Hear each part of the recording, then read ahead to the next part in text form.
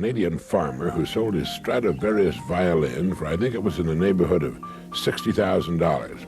He sold it to the same New York City dealer he had bought it from many years before. The dealer paid him more for it than he had paid, and that's because, of course, the violin had appreciated in value over the years and because of the shrinking buying power of the dollar. But the farmer sold his precious violin by the world's most famous violin craftsman because, as he put it, I'm getting old and I have no children to leave it to. And by getting it back in the hands of the dealer, he knew that it would wind up with someone who would treasure it as he had. Antonio Stradivari, the Italian violin maker, lived from 1644 to 1737.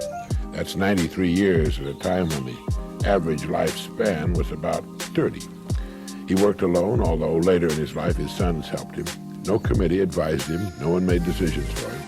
His tools were primitive, but that was not important. He put himself into his work. All the world's tools couldn't make up for that. When he was finished with an instrument, when he was sure that his work measured up to his own personal standards, he signed his name to it. And today, more than 200 years later, his name is a household word all over the world.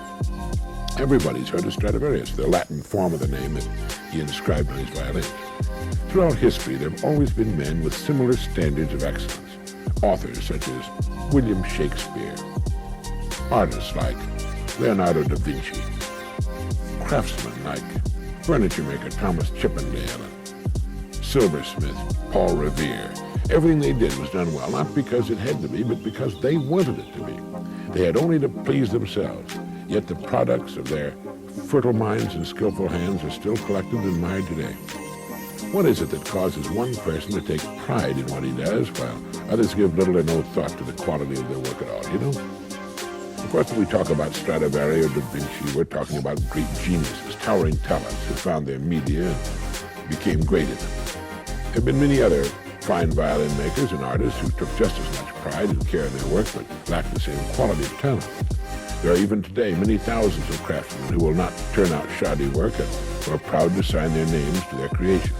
They're in the minority, perhaps. They've always been in the minority. But the respect for quality never changes. It still commands the highest price. It's still revered wherever we find it. And the person creating it has gained for himself two precious assets. First, he's built the kind of security that lasts a lifetime. He need never worry about his income. And second, his work is a source of satisfaction and joy to him. He derives deep satisfaction from being an uncommon person. And now a moment for this message.